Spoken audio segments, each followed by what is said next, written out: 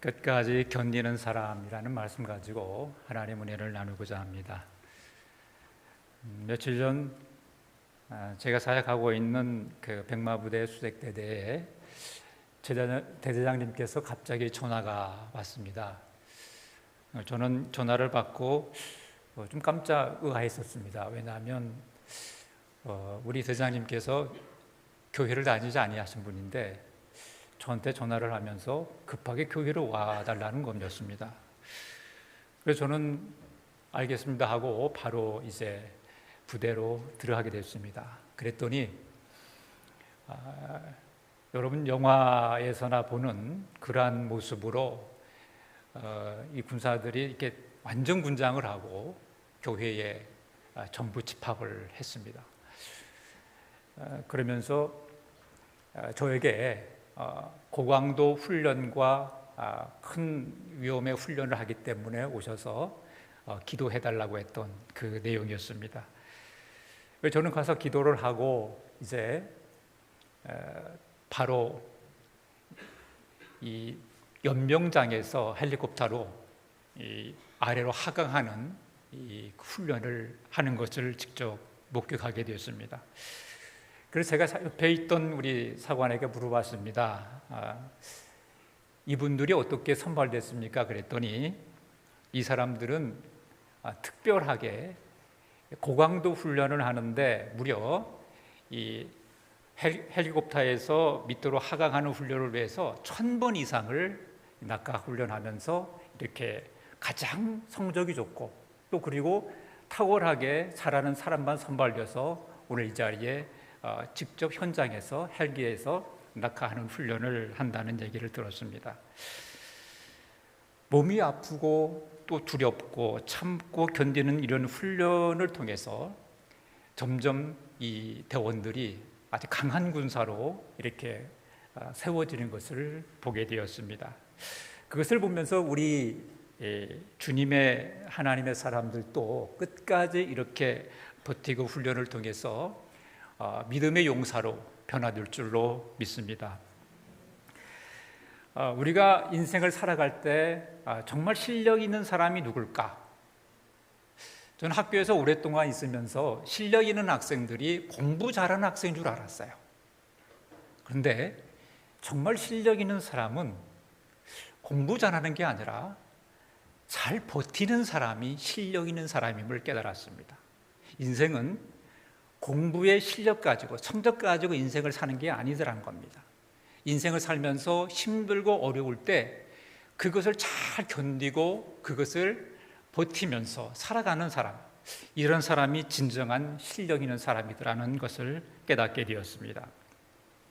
이렇게 우리가 살아가면서 힘든 이런 고난에 왔을 때 우리를 참고 견디고 버틸 수 있는 그런 것들을 자꾸 우리를 방해하는 요인들이 있습니다.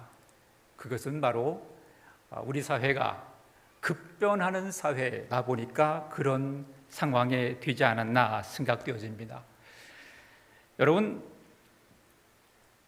얼마 전만 해도 갑자기 오토바이에다가 배달통 하나 달아놓고 뭐 배달의 민족 이렇게 써붙이고 마치 짜장면 배달하듯이 하던 그 기업이 지금 엄청난 큰 배민이라고 하는 기업으로 성장했습니다. 그렇죠? 또 쿠팡이 처음 나올 때 저는 이 쿠팡이 마치 뻥튀기 이름인 줄 알았어요.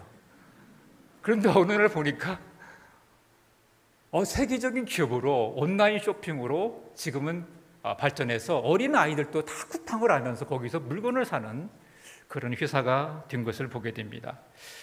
그렇습니다. 사회의 기업뿐만 아니라 사람들도 마찬가지라고 보는 것입니다. 어제까지 별 볼 일 없던 사람도 하루아침에 굉장히 유명한 스타가 되었고 또 하루아침에 많은 사람들에게 존경받는 그러한 사람들로 우리는 보게 됩니다.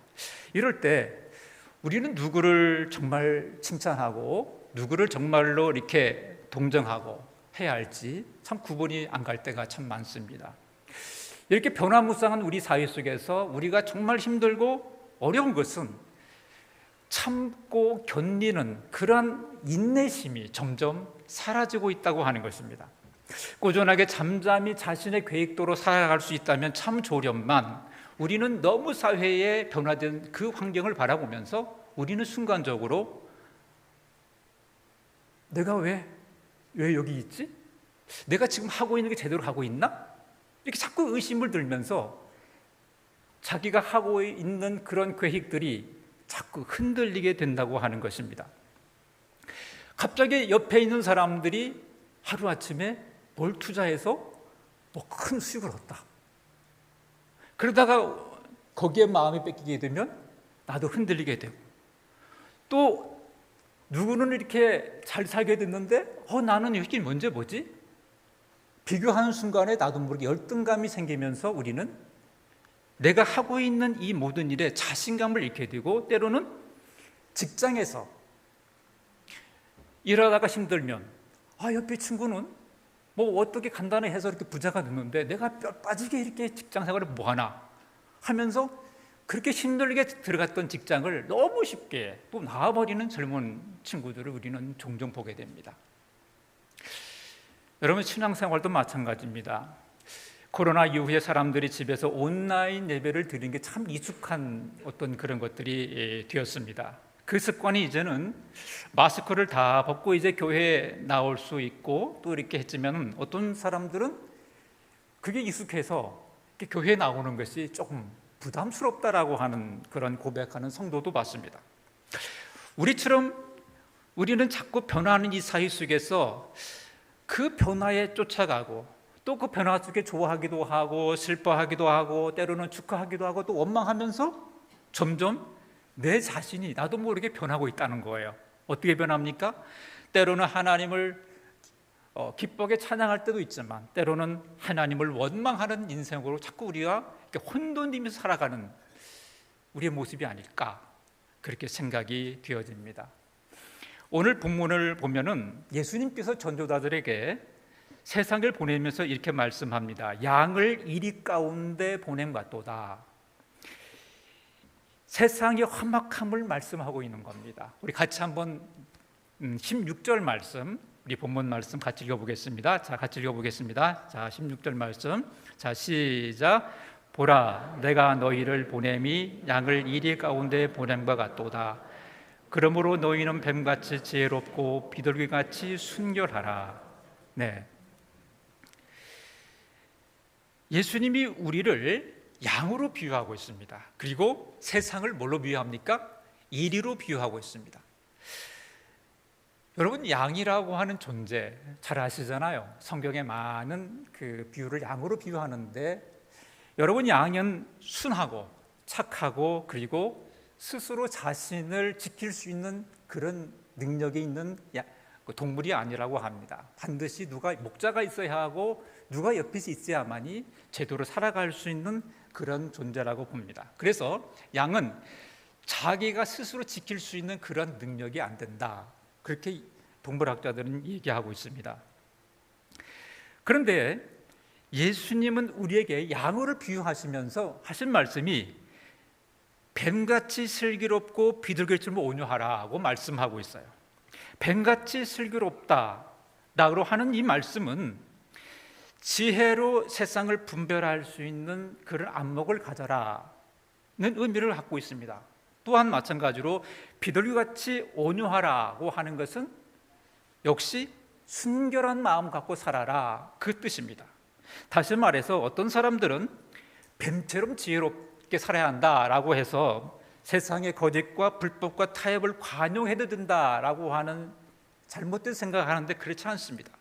하나님의 말씀의 기준에서 이성적 지혜를 사용해야 한다고 하는 의미가 이 안에 내포되어 있는 것입니다. 여러분, 우리 오늘 여기 자리에 우리 자녀들도 나와서 같이 예배드리는 모습 보기 참 좋습니다. 부모들이 자녀 교육할 때 고민하는 부분이 하나 있는데, 그것은 세상의 힘든 삶을 경험할 때 부모는 우리 자녀가 양처럼 착하고 순수한 자녀로 키우다 보면 세상에서 제대로 살아갈 수 없다라고 하는, 나도 모르게 내 마음속에 무의식적 두려움이 있습니다. 그러다 보니까 자녀들에게 신앙교육이나 좋은 성품으로 성장하기보다 좀 공부를 좀 잘해서 우리가 말하는 좋은 스카이 대학을 보내서 좀 교육에 초점을 맞추는 경우가 참 많은 것 같아요. 그래서 초등학교, 중학교까지 이렇게 신앙생활의 관점을 잘 갖고 이렇게 아이들을 지도하다가 고등학교가 되면 교회를 잘 안 보냅니다. 공부가 우선이다, 이런 생각을 하게 되는 거예요. 왜냐하면 그런 무의식적 두려움이 있는 거예요, 부모님께서. 근데 여러분, 하나 물어보겠습니다. 공부를 잘하는 자녀들 부모와 공부를 좀 못하는 자녀들 부모 중에서 자녀가 실수할 때 누가 더 쉽게 자녀를 용서한다고 생각하세요?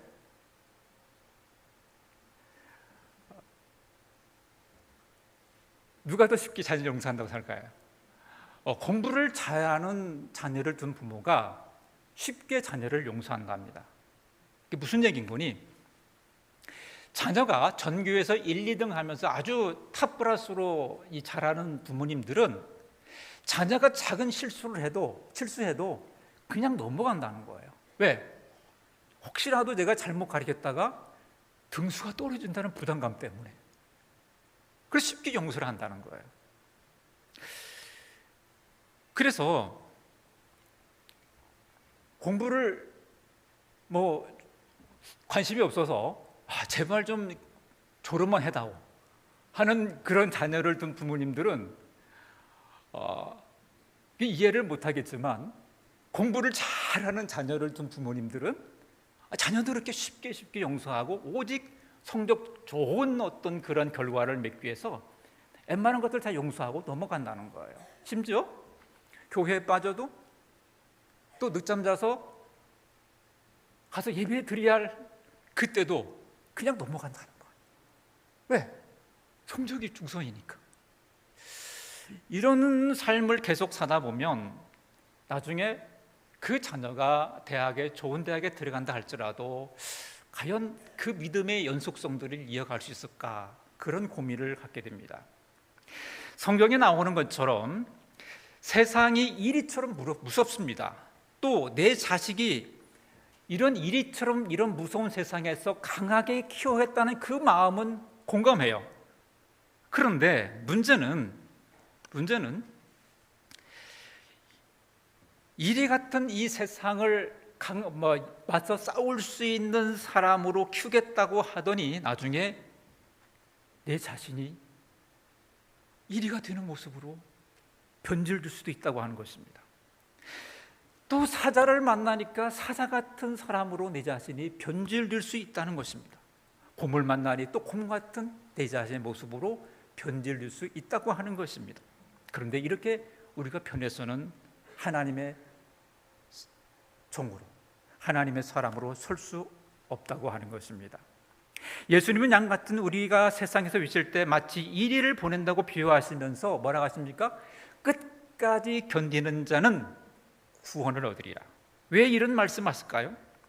세상은 이리처럼 우리를 끊임없는 고통과 끊임없는 아픔들을 우리에게 계속적으로 다가온다고 하는 것입니다.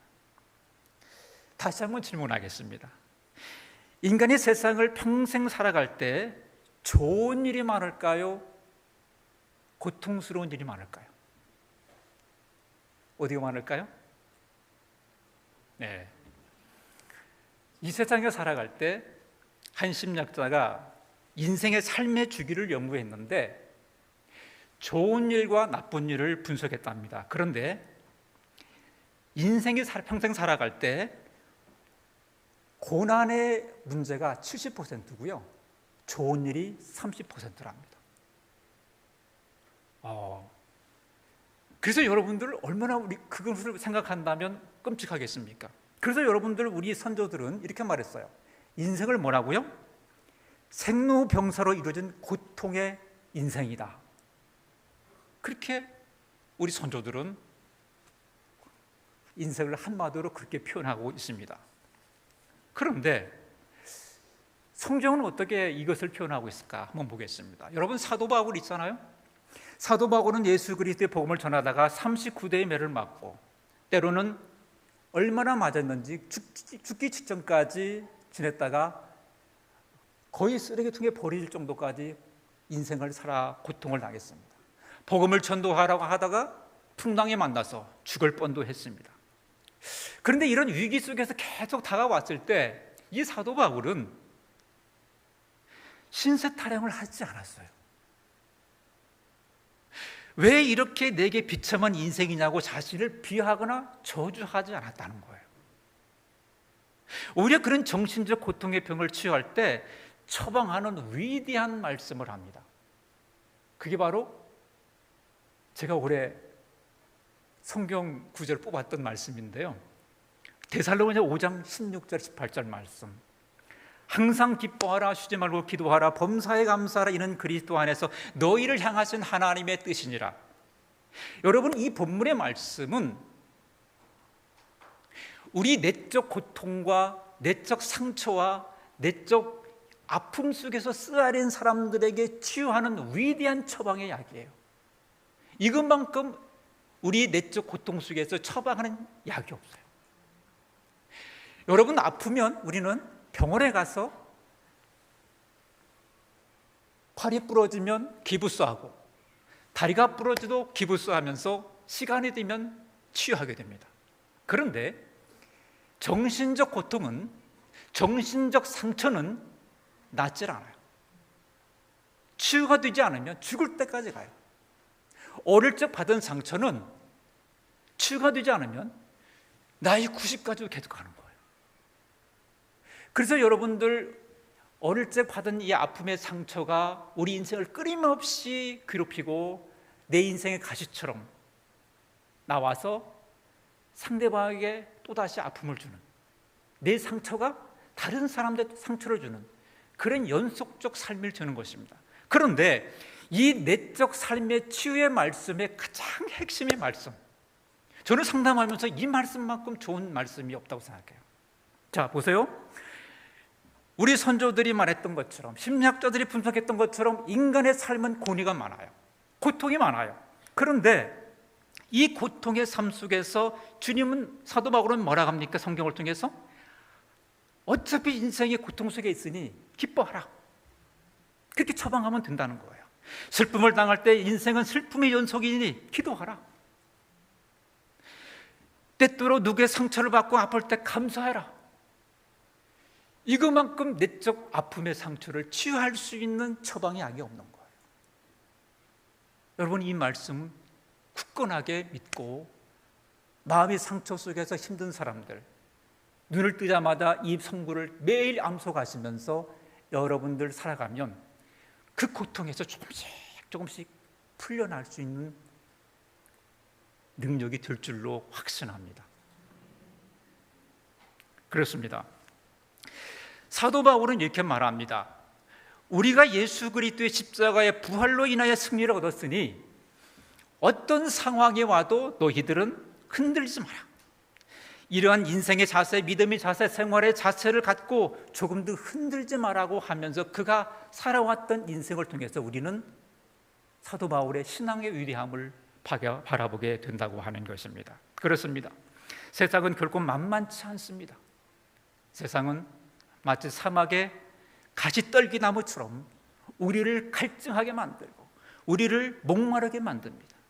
우리를 힘들게 하는 이 많은 고통의 삶 속에서 예수님은 제자를 파송하시면서 하신 말씀이 양을 이리 가운데 보낸다라고 성경은 말씀하고 있는 것입니다. 다시 한번 22절 말씀 한번 또 읽어볼까요? 자, 22절 말씀입니다. 자, 시작. 모든 사람에게 미움을 받을 것이나 끝까지 견디는 자는 구원을 얻으리라. 예, 끝까지 견디는 자는 구원을 얻으리라. 끝까지 견디는 자, 이거 무엇을 의미할까요?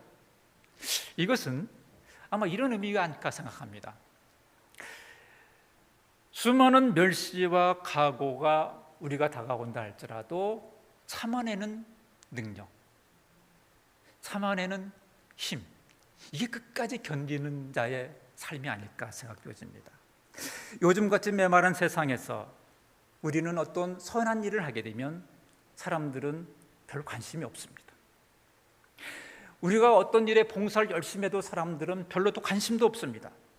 마치 나를 내세우고 나를 당당하게 말하는 사람들에게 나 이런 사람이라고 해야 조금 관심이 있는 척합니다. 또 예수 그리스도인들이 덕을 세우기 위해서, 또 많은 사람 사랑하기 위해서 어떤 일을 행할 때 사람들은 역시 관심이 없습니다. 아예 그 사람을 무시하는 경우도 있습니다. 이것이 바로 세상의 모습입니다. 이런 상황에서도 끝까지 참고 견딜 수 있는 사람, 그 사람이 바로 성경에서 나오는 그 끝까지 견디는 사람의 모습이 아닐까 생각되어집니다. 참으려고 결심했다가도 멸시를 받으면 누구나 우리 마음속에 울컥하면서 화가 치밀어 오를 수가 있습니다. 그러다 보니 하지 말아야 할 말, 또 하지 말아야 할 행동을 할 때가 많습니다. 그러다 또다시 후회하면서 내가 왜 그랬을 거라고 고민할 때가 우리는 수없이 경험했을 것입니다. 하나님의 말씀을 통해서 주님은 말씀하십니다. 내가 너희를 사랑하고 내가 때때로 내가 멸시를 받았는데 너희들도 때로 멸시를 당했을 때 참고 견디어라. 그리하면 내가 너희와 함께 하겠다고 주님은 이 성경을 통해서 우리에게 말씀하고 있습니다. 고난 없이 평안만 있다면 우리는 위험에 빠질 수 있는 상황에 놓여 있을 수 있습니다. 생각도 없고 발전도 없고 또한 미래의 도전도 없게 될 수 있는 것입니다. 쓰고 싶은 대로 쓰고 먹고 싶은 대로 쓰고 내가 가고 싶은 대로 가고 또 내가 하고 싶은 대로 다 하면 행복할 수 있을 것 같은데 어느 순간에 그렇게 살다 보면 자아식이 없어지고 내 삶에 초점만 있지 다른 사람들에게는 전혀 관심이 없는 인생으로 내 자신이 전락할 수 있는 그런 위기에 빠질 수 있다고 하는 것입니다. 우리에게는 때때로 육체적 아픔과 정신적 고통이 끊임없이 다가올 수 있습니다. 그러나 이러한 것들이 우리의 내적인 존재를 각성시킬 수가 있고 인격적 강하게 훈련된 삶으로 우리가 다가설 수 있는 하나의 씨앗이 될 수 있다고 하는 것입니다. 또 내 영혼을 순수하게 만들기도 하고 이런 점에서 고통에 굳은 이 내 마음이 회복할 수 있는 하나의 씨앗이 될 수 있다고 하는 것입니다. 며칠 전에 저에게 친한 친구 한 친구가 세상을 떠났습니다. 이 친구는 CCC 출신인데요, 인하대학교 CCC 대표 순장도 하면서 대학교 때 만난 친구였습니다. 근데 이 친구 참 믿음이 좋았던 친구였고 또 친구들을 만나면 이렇게 다른 사람들의 이게 잘 들어주면서 참 좋았던 친구였습니다. 그런데 이 친구가 암으로 세상을 떠난 그 모습을 보면서 마음적으로 너무너무 마음이 슬펐습니다. 그래서 그날 잠을 자지 못하고 계속 뒤척이 나가 새벽에 일어나서 이렇게 하늘을 보는데 이렇게 질문이 던져지는 거예요. 하나님, 이게 뭡니까? 왜 이 친구를 이렇게 빨리 데려갔죠? 너무 하나님 너무하신 거 아닙니까? 이런 생각이 드는 거예요.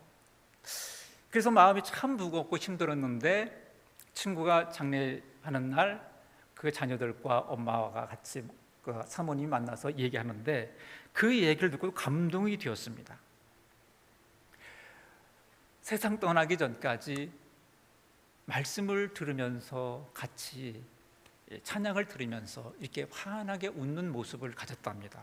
그리고는 마지막 임종하는 날 하늘을 바라보면서 마치 천국을 바라보듯이 가만히 이렇게 바라보면서 환한 웃음을 짓는 그 모습을 보면서 자녀들이 또 아내가 하나님의 천국이 바로 우리 아버지가 보고 있구나, 우리 남편이 보고 있구나, 그것을 경험했다는 거예요.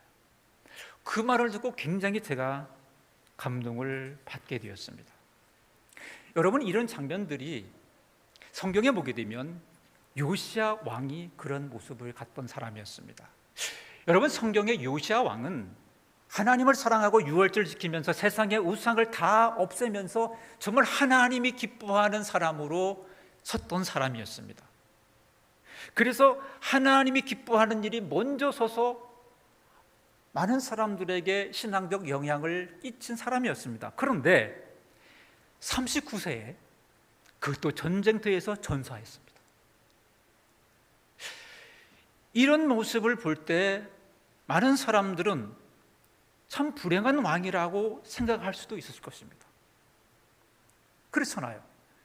정말 하나님을 위해서 온 백성들을 하나님으로 이렇게 향할 수 있도록 다 인도했던 왕인데 좀 더 오래 살게 하시지, 그것도 전쟁터에서 전사하게 되다니, 그런 생각이 우리는 가질 수 있습니다.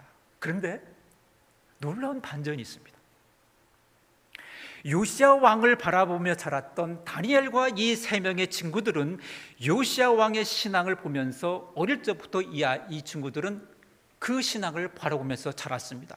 그리고 다니엘은 바벨론 포로 당시 때 바벨론으로 끌려가서 이제 그곳에서 어린 나이에도 불구하고 바벨론의 우상을 섬기는 것을 그는 배격했습니다. 심지어 사자굴 속에 넣어져 바벨론 우상에 절하지 않는 그러한 믿음의 신앙을 지켰습니다. 이런 용기가 어디서 나왔습니까? 그것은 바로 신앙의 선배 요시야 왕의 모습을 바라보면서 다니엘은 위대한 믿음의 사람으로 쓰게 됐다고 하는 것입니다. 결국 요시야 왕은 불행한 왕이 아니라 후대에 많은 사람들에게 영향을 끼치는 그런 왕이 되었다는 것입니다. 여러분, 그렇습니다. 지금 여러분 아픔에 혹시 계시는 분은 안 계십니까? 이 아픔 때문에 내가 순수한 소망을 생각하고 고통 때문에 진실한 사람이 될 수 있다는 것입니다. 자신의 실패와 어려움, 고통 가운데 점점 내 자신이 겸손해지고 또 의심 많던 사람들이 하나님 앞에 더 다가설 수 있는 사람의 그 경지에 오를 수도 있다고 하는 것입니다. 슬픔이 슬픔으로만 볼 수 없는 상황으로 우리에게 은혜의 복으로도 다가설 수 있다고 하는 것입니다. 그렇습니다. 주님은 복음을 전하기 위해서 세상으로 보낸 제자에게 마지막 말씀하시기를 끝까지 견디는 자는 구원을 얻으리라.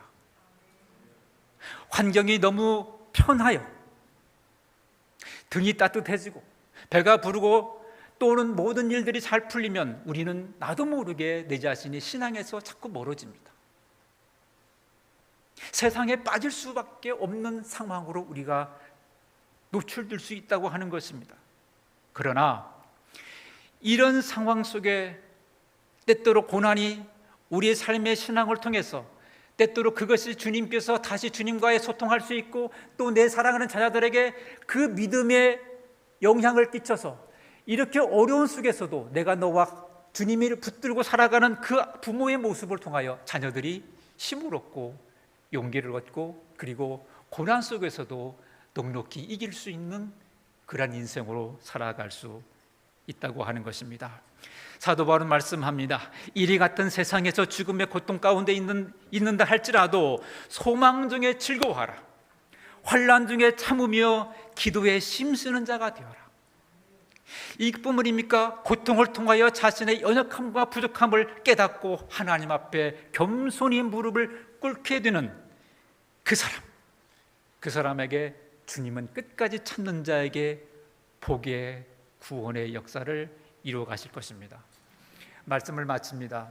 여러분, 이리처럼 험난한 세상 속에서 이리 찢기고 저리 찢기면서 고통 속에 살아가는 우리 성도 있으십니까? 그때 우리는 이렇게 하나님께 반문할 때가 있습니다. 하나님, 왜 내가 비천한 삶을 돌아보지 않습니까? 이런 기도를 하나님께 원망하며 혹시 나간 적이 있으십니까? 내가 무슨 죄를 지었기에 이처럼 나에게 어려운 시험이 다가옵니까? 라고 우리는 때때로 하늘을 향해서 하나님께 원망하는 쪽으로 이렇게 다가서는 경우도 있을 것입니다. 이때 주님은 우리에게 말씀합니다. 내가 세상에서 찢김을 당할 때 나도 함께 그곳에서 십자가에서 찢김을 당했고 내가 비천에 처할 때 나도 그곳에서 비천에 처했던 하나 사람으로 나는 너에게 다가 있었나. 우리가 상처로 아파하고 잠을 설칠 때, 비천할 때 주님은 우리에게 말씀하십니다. 끝까지 견뎌라.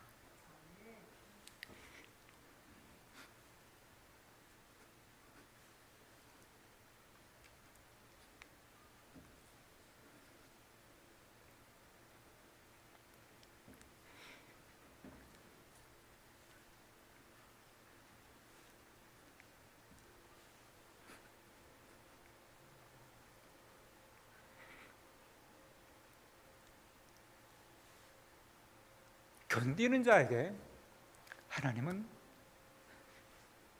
놀라운 은혜와 사랑을 주실 것입니다. 마음이 아파서 잠을 설치고 눈물을 흘리는 사람들, 저는 상담하면서 많이 봅니다. 여러분, 그때 오늘 본문의 말씀처럼 환경에 내 자신을 묻히지 말고 하나님 붙들면서 끝까지 당당히 나가서서 승리하는 저와 여러분 되시기를 주의 이름으로 축원합니다. 기도하겠습니다.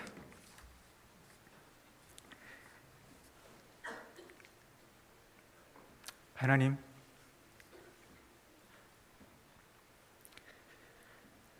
우리는 말을 하고 있지 않지만 우리 내면에, 우리 삶 속에 많은 아픔을 가지고 오늘도 그 아픔을 갖고 하루하루 살아가면서, 하나님, 왜 나에게 이런 고난이 옵니까? 왜 나에게 이런 아픔이 옵니까? 이 세상에 살아갈 때 왜 이렇게 나에게 힘듭니까? 우리는 가끔 이렇게 반문할 때가 있습니다. 그때 주님 말씀하시기를 끝까지 견뎌라. 나를 믿고 견뎌라. 그리하면 너희 갖고 있는 이 아픔과 상처와 그리고 절망적 이 상황들을 뛰어넘을 것이다라고 주님은 말씀합니다. 오늘도 우리에게 이런 믿음을 주시고, 오늘 예수님께서 하신 말씀이 너희가 영처럼 약하지만 내가 도와주고 나를 붙들고 나갈 때 어떤 일이 앞에서도 내가 너를 지켜주시고 너로 함께하고 나를 너와 동행할 것이라고 주님은 말씀하고 있습니다. 주님, 오늘 이 말씀을 가지고 오늘도 승리하는 사랑하는 우리 모든 믿음의 백성들이 될 수 있도록 축복하여 주옵소서. 예수님의 이름으로 기도합니다. 아멘.